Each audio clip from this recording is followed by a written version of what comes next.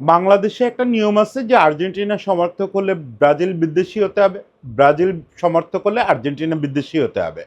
সেই নিয়ম অনুযায়ী ব্রাজিল হেরে গেলে, ব্রাজিল আগে আগে বিদায় নিলে আর্জেন্টিনা সমর্থক হিসেবে আমার খুশি হওয়ার কথা। আমি খুশি হচ্ছিও। কিন্তু এই আর্জেন্টিনা সমর্থক ছাড়াও তো আমার একটা সত্তা আছে। আমি শেষ পর্যন্ত তো ফুটবল সমর্থক। আমি শেষ পর্যন্ত চাই যে ফুটবলটা বিউটিফুলি টিকে থাক। সেই বিউটিফুলি টিকে থাকার জন্য ব্রাজিলকে খুব দরকার। সারা পৃথিবীর সবচেয়ে বড় ফুটবল রপ্তানিকারক দেশ।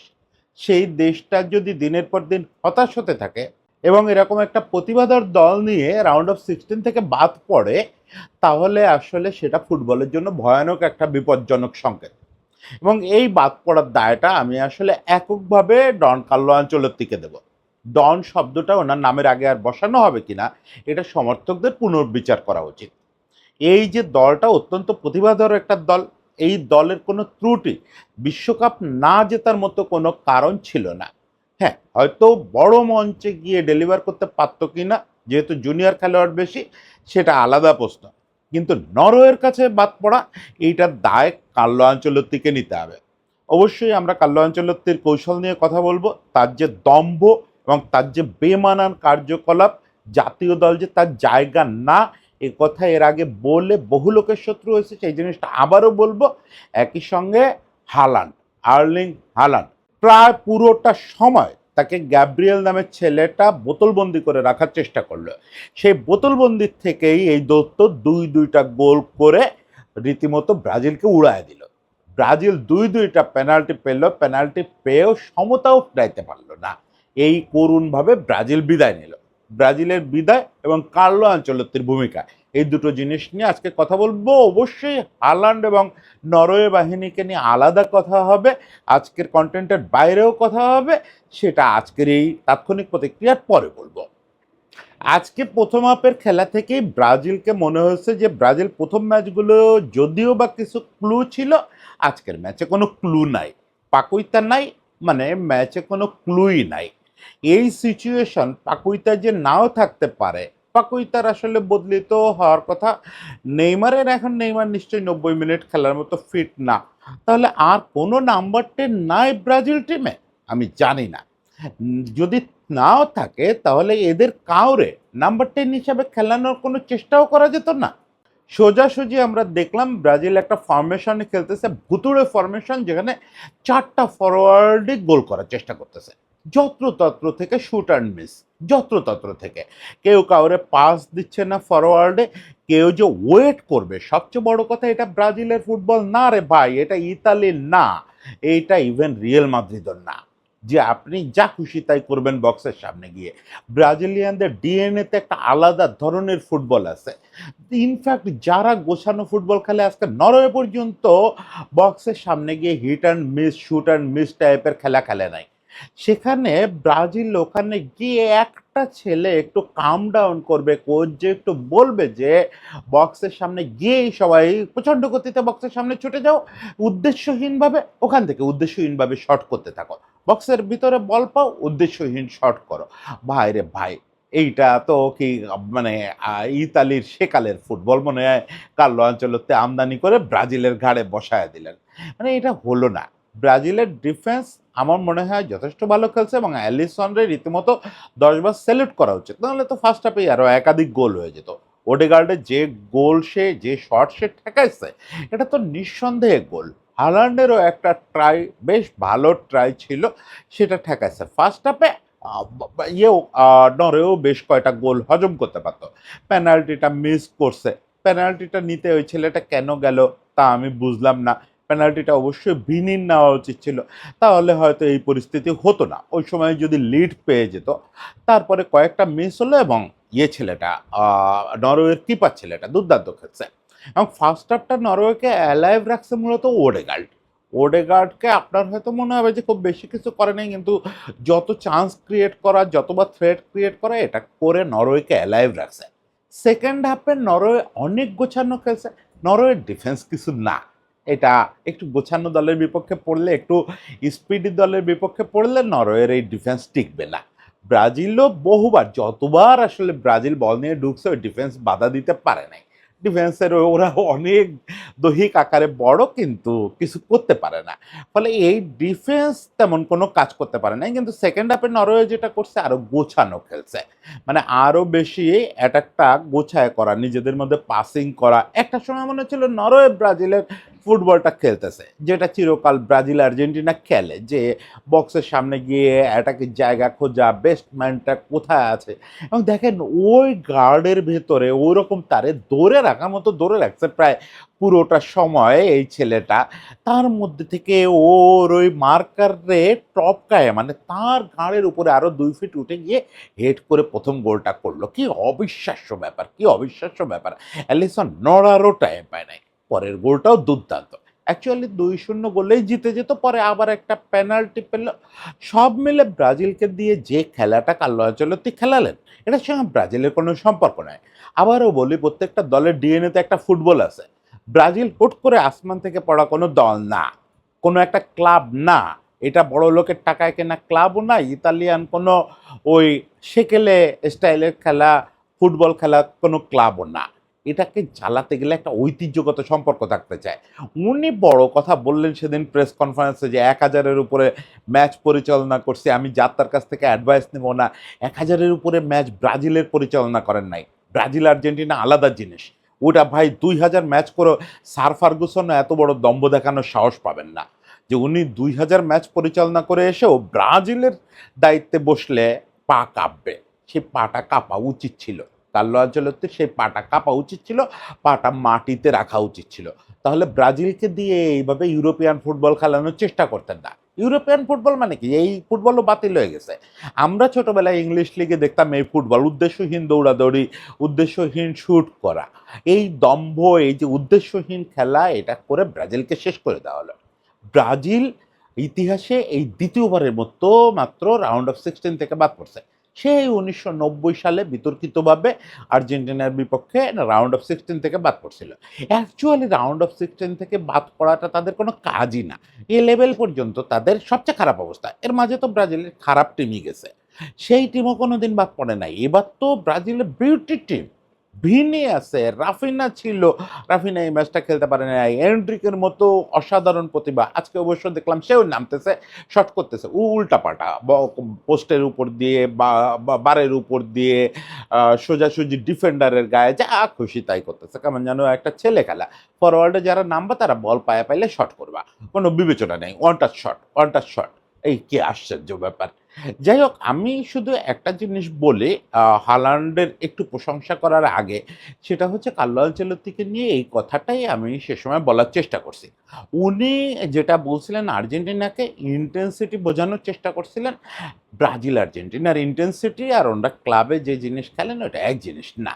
ক্লাবে আপনাদের প্লেটে ভাত উঠায় দেওয়া থাকে, আপনারা নিজেরা খোঁজও নেন না কিভাবে টিমটা গোছানো হয়।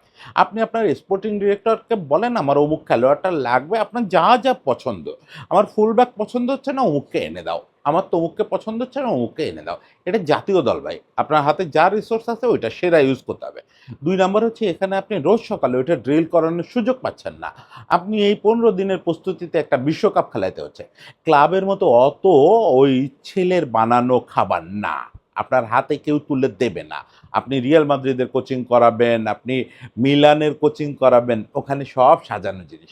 এখানে সত্যিকারের এফোর্টটা দিতে হয়, সত্যিকারের মেধাটা দেখাইতে হয়। এখানে ইন্টেন্সিটি ইন্টেন্সিটি করে পাগল হইলে হয় না। এখানকার ইন্টেন্সিটি হচ্ছে একটা আলাদা জিনিস। এখানে ইন্টেন্সিটি মানে সার্বক্ষণিক ফিজিক্যাল ফুটবল খেলার না, সার্বক্ষণিক দৌড়ানোর না। এইটাই আমি ওই দিন বোঝাতে চাইছিলাম, যে মানুষ 100 বছরের ভালো অভিজ্ঞতা ক্লাবে নিয়ে এসেও জাতীয় দলে কিছু করতে পারে না। তাও যদি হয় আর্জেন্টিনা ব্রাজিল, ওর যাদের ডিএনএ আলাদা সুরে কথা বলে, সেটা বোঝায় এত সোজা কথা না। উনি সেই দম্ভ থেকে সরলেন না। উনি কালকেও প্রেস কনফারেন্সে বললেন আমি সবার কথা শুনি, কিন্তু আমাকে উপদেশ দেওয়ার যোগ্যতা আছে শুধু স্যার অ্যালেক্স ফার্গির। তো এখন ফার্গিকে একটা ফোন দেন, স্যার ফার্গিকে ফোন দিয়ে বলেন যে আমি এটা করছি, বা ফার্গি যদি বয়স পারমিট করে, তাহলে যদি খেলা দেখে থাকেন তাহলে তিনিই বলবেন আপনি ফোন দিলে যে তুমি কি করছো এটা। ফার্গি নিশ্চয়ই এই দম্ভের ফাঁদে পা দেবেন না। উনি পা দেওয়ার হলে অনেক আগে কোনো একটা জাতীয় দলের দায়িত্ব নিতেন। ফার্গি জানেন যে ক্লাব থেকে গিয়ে যত ২০০০ ম্যাচই পরিচালনা করি না কেন, ক্লাব থেকে গিয়ে হুট করে একটা জাতীয় দলে এরকম দম্ভ দেখানো যায় না। একটু মাটিতে পা রাখতে হয়। আর জায়গাটা ব্রাজিল। ঐদিনও বলছিলাম যে এখানে ফাইনালে হারাটাকেও ব্যর্থতা হিসাবে দেখা হয়। আপনি ব্রাজিলকে নতুন কি অ্যাচিভ করায় নিজেকে প্রমাণ করবেন? ব্রাজিল ৫ টা বিশ্বকাপ জিতে বসে আছে। ব্রাজিল বিশ্বকাপ জেতার নিচের কোনো ফলাফলকে গ্রহণ করে না। সেখানে আপনি ব্রাজিলের ইতিহাসে সবচেয়ে জঘন্য ফলটা দিয়ে গেলেন। আর আপনি দম্ভ করে বলেন আপনাকে ফার্গি ছাড়া কেউ কথা বলতে পারবে না। আর্জেন্টিনা ইনটেনসিভ ফুটবল খেলতে পারে না। কি আশ্চর্য ব্যাপার! ছেলেগুলারে কাদায় গেলেন। ব্রাজিলের এত সুন্দর একটা সেটআপ, কি অসাধারণ বাচ্চারা, এদেরকে কাদায় গেলেন এবং বিশ্ব ফুটবলকে একটা থ্রেটের মধ্যে ফেলে দিয়ে গেলেন। এটা অবশ্য আলাদা করে আলোচনা করব যে ব্রাজিলের এই যে ধারাবাহিক ব্যর্থতা, এটাতে বিশ্ব ফুটবল কি ক্রাইসিসে পড়তে যাচ্ছে। ওকে, এত কথা জিতলো নরওয়ে আর এত কথা বলতেছি ব্রাজিলকে নিয়ে, এটা বলতেছি ওই বেদনার জায়গা থেকে যে ব্রাজিলকে এই জায়গায় বাদ পড়তে দেখতে চাই নাই। ব্রাজিলের অবশ্যই পরাজয় দেখতে চাই, সেটা আর্জেন্টিনার হাতে দেখতে চাই, কিন্তু তাই বলে এই রকম জায়গায় বাদ পড়া দেখতে চাই না। কিন্তু নরওয়ে নরওয়ে নরওয়ে অনেক অনেক অনেক অভিনন্দন। আপনাদের সমস্ত দুর্বলতা আপনারা ঢেকে রেখে যেভাবে বের হয়ে গেছেন, নরওয়ে দলটা মানে রাউন্ড অফ 16 পার করার মতো আমার মনে হয় নাই। আমি ইনফ্যাক্ট আজকেই প্রথম নরওয়ের একটা ফুল ম্যাচ দেখলাম। আমার মনে হয় নাই যে রাউন্ড অফ 16 পার করার মতো অবস্থা তাদের আছে। তাদের গোলকিপার মোটামুটি ভালোই, রিফ্লেক্স ভালো, পেনাল্টি একটা ঠেকায় দিছে, দুটো ভালো সেভ করছে, ফলে ভালো তাকে বলতেই হবে। ওডেগার্ড যথেষ্ট ভালো, সেটা তো সেই ইউরোপিয়ান লিগে প্রমাণ করছে। আর হল্যান্ড হচ্ছে একটা ম্যাজিশিয়ান। হালান্ড হচ্ছে একটা ম্যাজিশিয়ান। এবাদে বাকি টিমটা না, ওই যে ডান পাশ থেকে একটা খাটো মতন ছেলে ড্রিবল করে ঢোকে, he is good enough, he is good enough. কিন্তু ডিফেন্সটা, সেন্ট্রাল মিডফিল্ডটা সুবিধার না। তারপরেও এইসব দুর্বলতা থাকার পরেও যেভাবে তারা বেরোলো, এই বেরোনোটা হচ্ছে স্মার্টনেস, পিওর স্মার্টনেস। হালান্ডের স্মার্টনেস, নরওয়ের টিমটারও স্মার্টনেস। তারা জানে তাদের দুর্বলতা কোথায়। তাদের দুর্বলতা ডিফেন্সের, ফলে তাদের অ্যাটাক বেশি করতে হবে, তাদের অ্যাটাকেই থাকতে হবে। দেখেন ওরা ২-০ গোলে লিড নেওয়ার পরেও অ্যাটাকে থাকছে। ওরা জানে attack is the best defence. ওরা যখন ২-০ গোলে লিড নিয়ে ফেলছে, তখন বোধহয় ১০ মিনিটের মতো খেলা বাকি আছে, তখন ওরা ডিফেন্সে যায় নাই। যে ডিফেন্সে গেলে আমরা যদি লিড ধরে রাখতে না পারি, ওরা তখনও অ্যাটাক করতেছে, অ্যাটাক করতেছে, অ্যাটাক করতেছে। ওই সময়ও হালান্ড একটা অল্পের জন্য একটা মার্জিনাল মিস করছে, হ্যাটট্রিকই হয়ে যাচ্ছিল। আমি তো তখন বরং ভয় পাচ্ছি যে এ তো মেসিরেও ছাড়া যাচ্ছে, আজকে মেসির ইকুয়াল করলো, মেসিরে ছাড়া যাচ্ছে, হ্যাটট্রিকও হয়ে যাচ্ছে। যাই হোক, ফান অ্যাপার্ট, কিন্তু তারা এই স্মার্টনেসটা দেখাইছে যে লিমিটেড ক্ষমতা নিয়ে কিভাবে এরকম একটা অগোছালো ব্রাজিলের বিপক্ষে জয় বের করে আনতে হয়, সেটা তারা দারুণভাবে দেখাইছে। হালান্ড নিজে যেটা দেখাইছে যে তাকে তো আসলে গ্যাব্রিয়েল ছেলেটা একদম বোতলবন্দি করে রাখছিল, কিন্তু গ্যাব্রিয়েল হচ্ছে একটু খাটো, সে সুযোগটা নিচ্ছে, যেই এরিয়াল বল পাইছে, লাফ দিয়ে গ্যাব্রিয়েলের মাথার কাছে বোধহয় কোমর উঠে গেছে, লাফ দিয়ে উঠে হেড করে গোল করে ফেলছে। ও জানে যে আমার ওইভাবে মার্ক করে রাখলেও, এবং এটাও আমার মনে হয় যে একটা ব্যর্থ এবং ভুল চিন্তা কার্লো আনচেলত্তির। আপনি হালান্ডের মতো বিশালদেহী একটা মানুষ এবং সুযোগ সন্ধানী মানুষ, যে ৩টা শট করলে ২টা গোল হয়, এরকম একটা লোকরে ম্যান মার্কিং করে, ওয়ান ম্যান মার্কিং করে আপনি কিভাবে আটকায় রাখবেন? যাই হোক, এটা আবার বেশি কৌশলগত কথা। এই চ্যালেঞ্জ কার্লো আনচেলত্তিকে আমার দেওয়া ঠিক হবে না। আমি ওনাকে শুধু সাইকোলজিক্যাল জায়গাতে বললাম, কিন্তু টেকনিক্যাল জায়গাতে তো হি ইজ বস। কিন্তু তারপরেও আমার কাছে মনে হয়েছে হালান্ডে আটকানোর জন্য এটা ঠিক পদ্ধতি না, কারণ ওই আটকানো অবস্থায় তো সে গোল করে ফেললো। এবং এই স্মার্টনেসটা তারা সুন্দর দেখাইছে। গোছানোটা, ওই যে ডান পাশে যে ছেলেটা বারবার ড্রিবল করে ঢুকতেছিল, ও চেষ্টা করছে বলটা গোছানো রাখার, যে এখানে অ্যাটাকটা যেন ঘুরে ফিরে ওডেগার্ডের কাছে যায় বারবার। কারণ হালান্ড যেহেতু ওরকম বোতলবন্দি রয়েছে, ফলে ওডেগার্ডের পায়ে বল পাঠাও, ড্রিবল করো, সবাই মিলে ওডেগার্ডকে টার্গেট করো। তারপরে ওডেগার্ড কোনো একটা ফাঁকে চেষ্টা করবে। প্রথম দিকে সে নিজেই ২-৩টা শুট করছে। অ্যালিসন ওরকম অতিমানবীয় সেভ না করলে হয়তো ওই সময় নরওয়ে জিতে যেত। পরে ওডেগার্ড ঠিক মতো হালান্ডে বল দিছে। Very beautiful, very beautiful. আমি কোনোভাবেই বলতেছি না যে বেটার টিম হিসাবে বের হয়ে গেল। আজকের খেলায় ডিজার্ভিং টিম। আজকের খেলায় বেটার পারফর্মিং তারা, কিন্তু বেটার টিম হিসাবে তারা কোয়ার্টার ফাইনালে গেল এটা আমি দাবি করতেছি না। স্মার্ট টিম হিসাবে গেল, খুব স্মার্ট টিম হিসাবে গেল। এখন বরং আমি তো মনে করি আর্জেন্টিনার জন্য খুব দুশ্চিন্তার ব্যাপার হয়ে দাঁড়াবে, কারণ এত স্মার্ট এবং এক হালান্ডের এই কোচিং ঠেকানো, এটা যদি আর্জেন্টিনা তাদের মুখোমুখি হয় তার জন্য খুব টাফ হয়ে যাবে। যাই হোক, শেষ পর্যন্ত আর নরওয়ের জন্য অনেক অনেক অনেক শুভেচ্ছা, অনেক শুভেচ্ছা। এই দীর্ঘকাল পরে সেই বাবাদের প্রজন্মের পরে এই হালান্ডদের প্রজন্ম আবার বিশ্বকাপে আসলো, এসে এই একটা বিশাল ম্যাজিক করে ফেললো। আমি ফুটবলে অঘটন বলি না, তাদের যোগ্যতা আছে বলে তারা ব্রাজিলকে হারাইছে, এটা অঘটন না, তারা একটা ম্যাজিক করে দিল। এখন এই দেখা যাক এই ম্যাজিকটা কত দূর যায়। তবে ব্রাজিলের ব্যাপারটা নিয়ে আমরা আলাদা করে অবশ্যই আলোচনা করব। হালান্ডকে নিয়ে আবার আলোচনা করব। হালান্ডকে নিয়ে কালকেই আলোচনা করছি, সেটা একটা ফান ফ্যাক্টর নিয়ে আলোচনা করছি। হালান্ড এবং নরওয়ের এই উত্থান নিয়ে আলোচনা করব। ব্রাজিলের পতন সারা পৃথিবীকে কীভাবে ক্ষতিগ্রস্ত করতেছে সেগুলো নিয়ে আলোচনা করব। সে পর্যন্ত সবাই ভালো থাকবেন, সবার জন্য শুভেচ্ছা।